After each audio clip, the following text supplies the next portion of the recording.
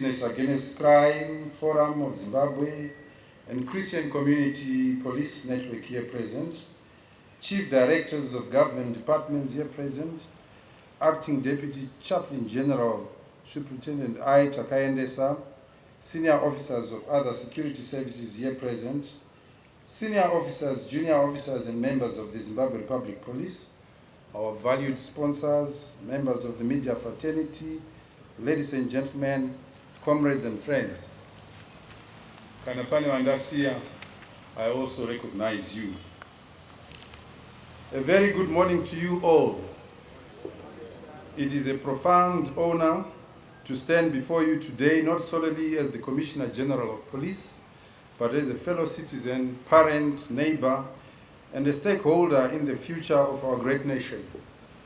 We are gathered here for a purpose that is at the very heart of the Zimbabwe Republic Police constitutional mandate.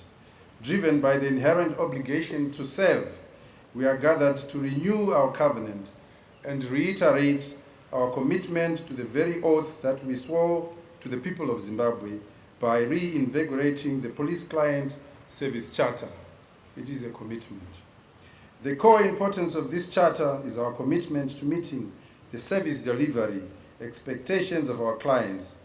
It answers the fundamental question: what can every citizen rightfully expect as the minimum service standards when they interact with the police?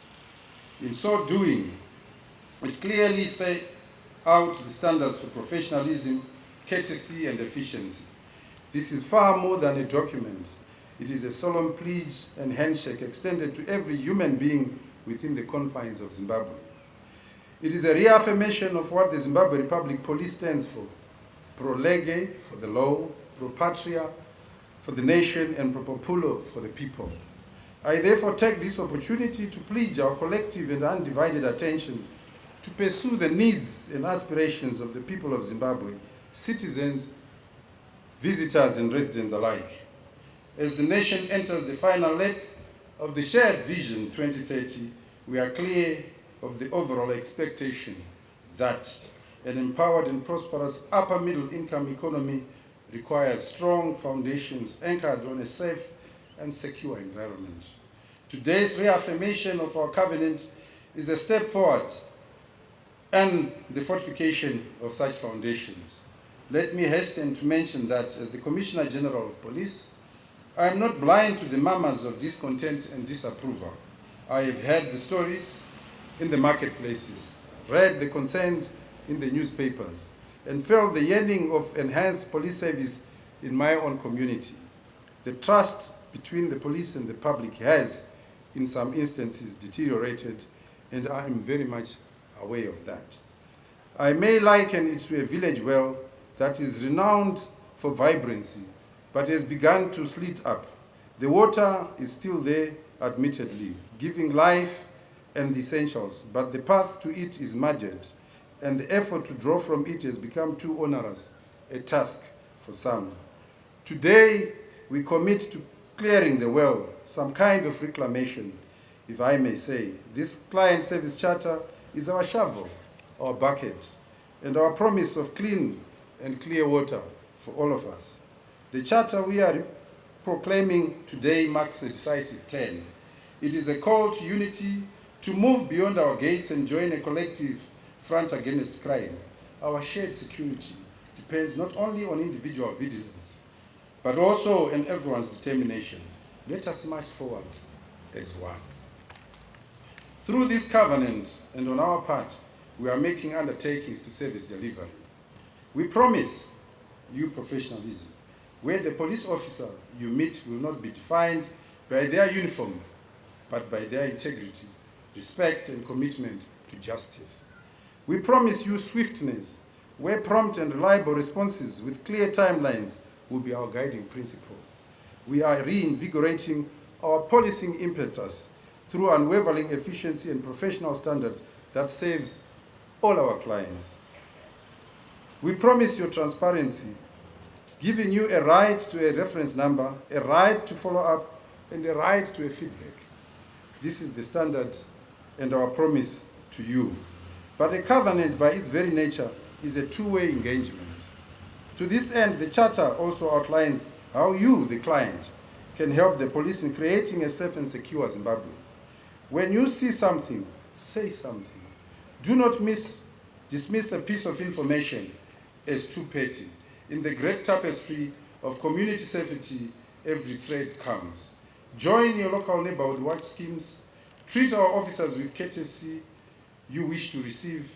See them not as an occupying force, but as your sons and your daughters, your brothers and sisters who are selfless and have chosen service to the nation. I employ this metaphor for you today. Let us see Zimbabwe as a beautiful flock whose watchful shepherds are the police, tasked with protecting the folk. But the shepherds cannot be everywhere at once. They rely on the sheep to raise an alarm when the wolf is close by. They rely on the community to help build the crow. The shepherd who neglects the flock fails in his duty. The flock that ignores the shepherd perishes. But when they work in harmony, the flock thrives. It is a living and breathing commitment that will be judged not by the elegance of its word, but by the actions it inspires and the results it delivers. To the rank and file of the Zimbabwe Republic Police, this is our charge. We are the guardians of this new covenant. The values enshrined here, professionalism, respect, integrity, impartiality must be the blood that runs through our veins. We are the most visible arm of government, and citizens interact with us more often. Let us be the face of hope, not of fear. Be the face of justice, not of judgment. Be the solution and not an obstacle. To the people of Zimbabwe, hold your police service accountable. Use the phone numbers and social media handles in the Client Service Charter to share with us your concerns, appreciations, and suggestions. Very soon, you will notice that no police officer will go out on deployment in police uniform without wearing his or her name tag.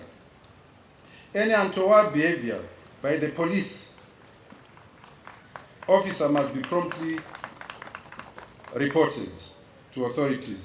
That is why I'm also putting my name tag there. The organization expects increased public involvement in tackling police corruption. Accordingly, let me inform you that we introduced body-worn cameras for police officers. This is a decisive action that brings integrity out of the shadows, encouraging open, accountable, and professional policing. The gadgets serve as both a deterrent to misconduct and a shield for honest officers. Building on this foundation, technology continues to reshape how we confront crime and manage traffic in an increasingly complex environment. Just as vigilance cannot rest on one watchful gaze alone, modern policing cannot remain confined to the ground. The use of drones has strengthened our operational capacity by giving us an aerial view of what is happening. Ladies and gentlemen, I also appeal to you that when we meet our standard, commend us. But when we fall short, you may from time to time challenge us. Let us bear in our minds that a tree is strengthened by the winds that blow against it. Equally so is your feedback, especially the point that points to our errant acts of correction. This is the wind that will make the ZRP stronger, more resilient, and more trustworthy. We are at crossroads. One path leads us back to the old ways of mistrust and distance. The other path, the path we choose today, leads us forward to a Zimbabwe where every citizen feels safe, where every police officer is a proud symbol of order, and where our collective security becomes the bedrock upon which we build our prosperous future. Let us walk this new path together. This is our charter. Use it. Let us walk this new path together in partnership for a safer, secure, and more secure Zimbabwe. With these remarks, it is my pleasure to make a commitment on behalf of the Zimbabwe Republic Police to service standards in the Police Client Service Charter. I thank you.